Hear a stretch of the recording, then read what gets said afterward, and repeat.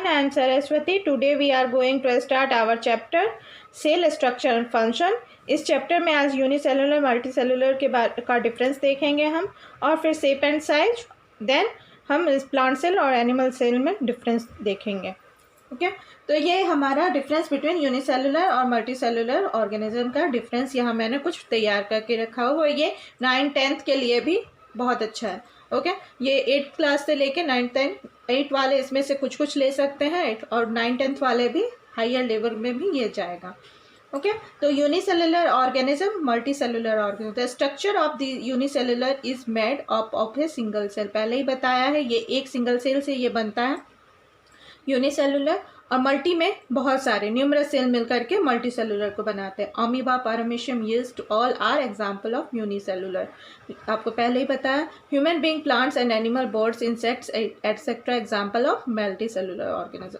Shape is irregular. Unicellular का shape जो है वो इरेगुलर है. और डिफिनाइट शेप ऑर्गेनिज्म, ये जो मल्टी सेलुलर है वो डिफिनाइट शेप में है. वो भी सिंपल बॉडी ऑर्गेनाइजेशन. यूनिसेलुलर का जो बॉडी ऑर्गेनाइजेशन है वो सिंपल है, इसका थोड़ा सा कॉम्प्लेक्स है. Okay single cell carry the process of life. Single जो सेल जो है वो पूरा प्रोसेस ऑफ लाइफ एक सिंगल सेल में करता है. बट यहाँ जो different cells are specialise to perform different function. यहाँ बस मल्टी सेलुलर में जो है वो सब सेल अलग अलग सेल है, सब अपना अपना फंक्शन अलग अलग करते हैं, सब अपना अपना फंक्शन करते हैं. Okay different cell are specialise to perform different function. अब unicellular organism includes both prokaryotic. Multicellular organism only include eukaryotic. Okay यहाँ भी इसका भी डिफरेंस हम थोड़ा सा बाद में देखेंगे. Division of labour in a unicellular organism is at organelle level. Okay organelle level पे होता है division of labour. Division of labour मैंने आपको पहले भी बताया है. Division of labour in a multicellular organism is at cellular organ system level and organs. Okay life is short. Unicellular में जो है लाइफ वो शॉर्ट होता है, इसमें लॉन्ग हो जाता है. Reproduced by asexual reproduction. Asexual के थ्रू होता है, ये बाइसेक्सुअल के थ्रू होता है. Okay if there is any injury to a cell it can lead to death of the organism. Similarly it happens in multicellular organism. Cell differentiation is absent, is obvious. Okay heterotrophs in nature, heterotrophs and autotrophs in nature. Okay visible with microscope. Microscope से visible है ये, और ये visible with naked eye. Naked eye से भी. हम shape and size पे आते हैं. शेप एंड साइज क्या है इसका, सेल का क्या है shape and size. Okay cell shape and size. Cell का शेप एंड साइज देते हैं. The shape of the cell depend upon the function it performs. Cell का शेप का क्या होता है वो ना किसके ऊपर निर्धारित होता है, उसके फंक्शन के ऊपर. वो क्या काम कर रहा है सेल, उसके ऊपर उसका साइज डिपेंड करता है. ओके सेल का शेप का जो है वो उसके ऊपर डिपेंड करता है, सेल के फंक्शन के ऊपर. ओके तो इसका डेफिनेशन मेन तो ये देख लो. The shape of the cells depends upon the function it perform. वो कौन सा फंक्शन करता है इसके ऊपर डिपेंड करता है उसका shape. Okay the shape of cell में चेंज और रिमेन सेम. ये चेंज भी हो सकता है और सेम भी रह सकता है. ओके सेल का जो शेप है वो चेंज भी हो सकता है और वैसा भी रह सकता है. ठीक है आप अपने बॉडी में, हमारे बॉडी में जो एक है, ये एक आरबीसी होता है. RBC red blood corpuscles. Okay ये किस कलर का, रेड कलर का होता है. ओके ये न्यूमरस अमाउंट में हमारे बॉडी में प्रेजेंट है. ये वर्क क्या करता है, तो गैसियस ट्रांसपोर्टेशन का काम करता है हमारे बॉडी में. ओके ये गैसियस ट्रांसपोर्टेशन का काम करता है, और ये लुक वाइज कैसा होता है, डिस्क लाइक होता है. इसका शेप क्या होता है, डिस्क लाइक. ओके हमारे बॉडी में सेल होता है, सबके अपने अपने कैरेक्टरिस्टिक होते हैं. ओके तो अब देखते हैं सेल के शेप जो है ना वो किस तरह से है,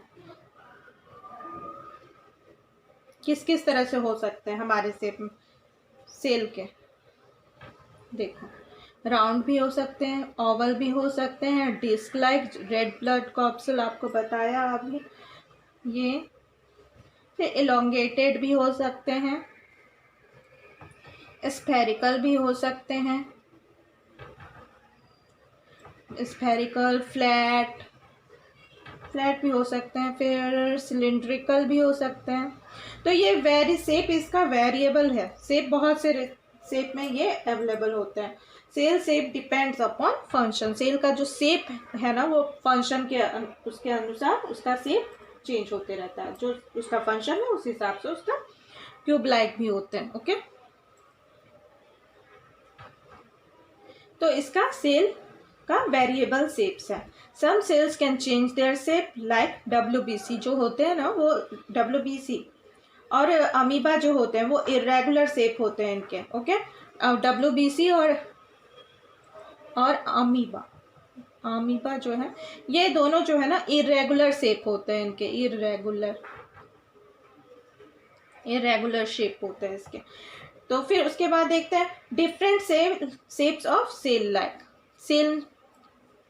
सेल में कौन कौन तरह से है सेल लाइक। ओके, देखिए इस बुक में ये इस तरह से ये जो शेप है सेल का, ये देखो ये स्मूथ मसल सेल है, स्मूथ मसल सेल है ये हमारा। ये किस तरह का शेप है स्मूथ, देखो इसका जो नैरो एंड है, एंड जो है ना वो नैरो, बीच में इसका थिक रहता है, बीच थिक रहता है। ओके, तो ये मसल्स जो होते हैं ना, मसल्स भी डिफरेंट तरह के होते हैं, उसमें ये स्मूथ मसल सेल है जो इस तरह का सेल है।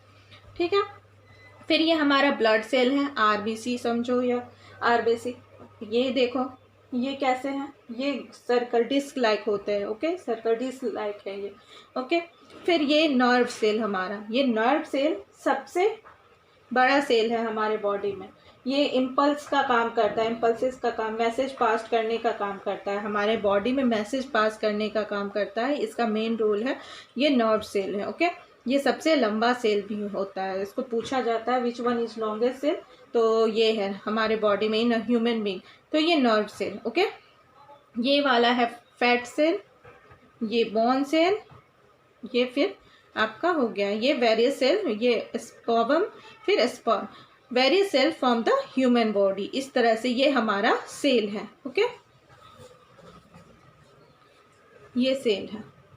देखा बुक में किस तरह के शेप्स होते हैं सेल के। अब यहाँ देखते हैं सेल का size. Okay, cell size, cell के साइज क्या क्या होते हैं। तो सेल के साइज सब में वेरीज करते हैं। ओके, वेरीज करते हैं सेल के साइज। इन एनिमल्स में हम देखते हैं, एनिमल्स में सबसे स्मॉलेस्ट सेल कौन सा होता है,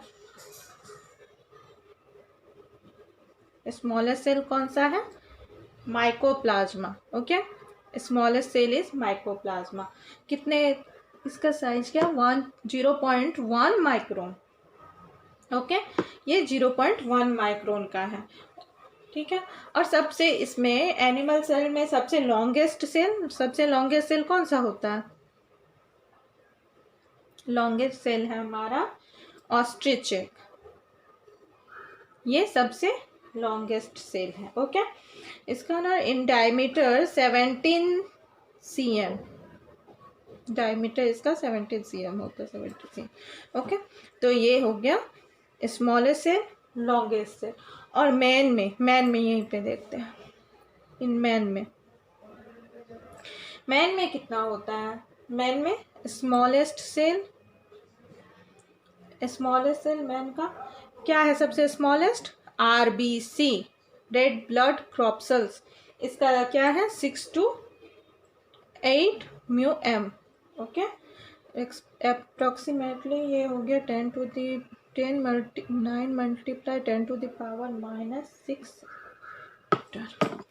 ओके, और इसका लॉन्गेस्ट सेल है हमारा,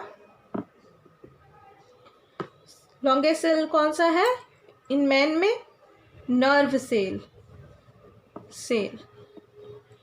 सेल इम्पल्स पास करने का काम करता है बॉडी में, पूरे बॉडी में। Okay, can be up to 100 microns, 100 microns, okay, can be up to 100 microns, okay.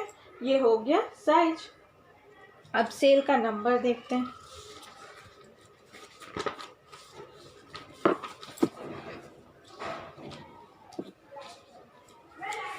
Cell number, तो सेल हम देख चुके हैं, सेल नंबर हम बोल रहे हैं। तो यूनिसेलुलर में सिंगल सेल्ड, अमीबा, मल्टी में मल्टी सेल, मैन, एनिमल, ये अभी देख चुके हैं हम लोग। फिर सेल स्ट्रक्चर,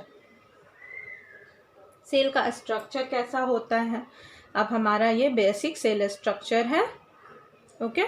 तो सेल का स्ट्रक्चर कैसा होता है, सेल को जो है ना, सेल लुक वाइज कुछ इस तरह से रहता है, ओके। बीच में इसके सेंटर में एक न्यूक्लियस प्रेजेंट रहता है, this one is nucleus, okay, okay. और ये आउटर लेयर जो है वो cell membrane, this one is cell membrane, okay. अब ये हो गया सेल मेम्ब्रेन, और ये बेसिक सेल है हमारा, बेसिक सेल, ओके। और ये सेंटर में न्यूक्लियस, अंदर में कुछ fluid like substance is present here, और कुछ ऑर्गेनल्स रहते हैं, ओके। तो सेल स्ट्रक्चर को दो पार्ट में डिवाइड करते हैं हम। एक हमारा आता है सेल मेम्ब्रेन जो आउटर लेयर है, आउटर लेयर, और फिर दूसरा हमारा है ये अंदर के जो पोर्शन है, ये सेल मेम्ब्रेन को छोड़ करके जो भी बचा हुआ उसको बोलते हैं प्रोटोप्लाज्म, ओके। जो भी अंदर ऑर्गेनल्स जो भी हो उसके अंदर सब प्रोटोप्लाज्म कहलाते हैं, ओके।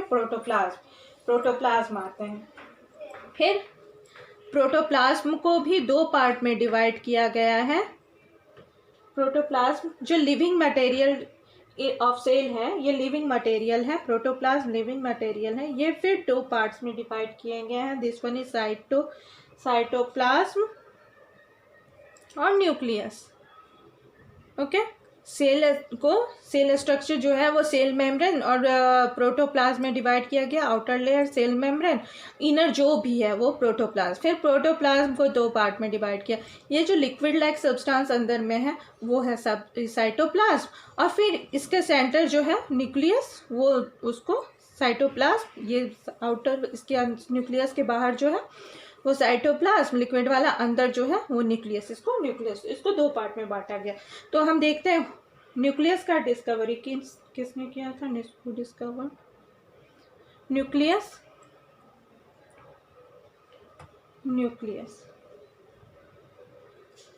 किसने किया था, रॉबर्ट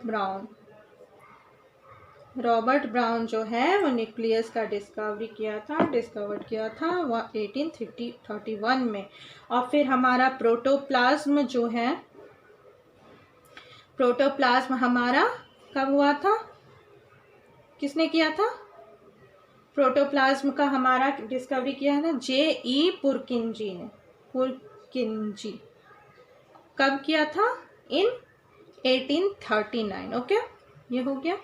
अब हम जानते ही हैं हमारा सेल जो है वो रॉबर्ट हुक, ये याद अब तो अच्छे तरह से याद हो जाना चाहिए किसने डिस्कवर किया है, इन 1665, ओके। और सेल थ्योरी भी हम आगे पढ़ेंगे आगे के कभी, तो उसमें सेल थ्योरी जो है ना प्रपोज किए थे हमारे कौन, एस्केलेडन एंड सैकवान 1838 में और 1839 में। ये दोनों बायोलॉजिस्ट थे जिन्होंने एस्केलेडन और सैकवान ने सेल थ्योरी हमारा दिया था, ठीक है, जो हम बाद में पढ़ेंगे कभी आगे के क्लास में पढ़ना होगा ये सेल थ्योरी। यहाँ हमारा ये बेसिक है, ओके।